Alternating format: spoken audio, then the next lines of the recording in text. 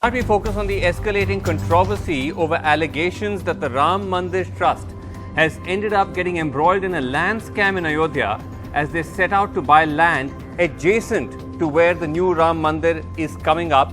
The allegation is that they bought the land at an inflated price. A deal that just took place at 2 crores 5 minutes later was bought by the Mandir Trust at 18 crores, a 9-fold jump.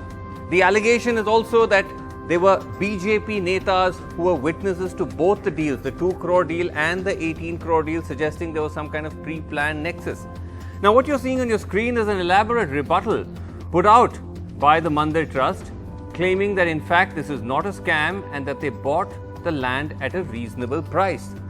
But this claim is being challenged with both existing and fresh evidence which is emerging, which raises serious questions on exactly what happened in Ayodhya. So let's just first look at the Mandir Trust claim and break it down to understand what exactly are they saying. They're saying that the 2 crore to 18 crore jump is explained by the fact that previous deals on the land had to be settled. They said many agreements took place over the land since 2011 which never matured. They particularly refer to a September 2019 agreement to justify this 2 crore to 18 crore jump. They say that in 2019, a 3-year agreement was signed between Kusum and Harish Pathak, the original owners of the land, and 8 buyers to sell the land to these buyers for 2 crores. But on 18th March 2021, this year, the trust says that 2019 agreement between Pathaks and the 8 buyers was cancelled. And they say on the same day, 18th March, the Pathaks entered into what appears to be a fresh deal and sold the land to 2 buyers only, one Mr. Ansari and one Mr. Tiwari, for just 2 crores. On the same day, 18th March, 5 minutes later, the trust admits that they did buy the land from Ansari and Tiwari for 18.5 crores. That's at the rate of 1,423 rupees per square foot for 1.2 hectares. The trust says that they wanted to make an immediate purchase to not lose time, and they also claim that the 18.5 crore rate is less than the market rate. But there are a number of unanswered questions about this explanation.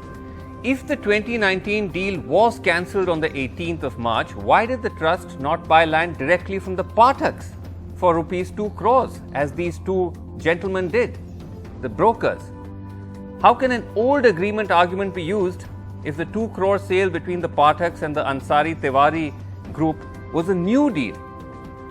And why did the trust then end up paying over 9 times for land valued at 2 crores just 5 minutes later?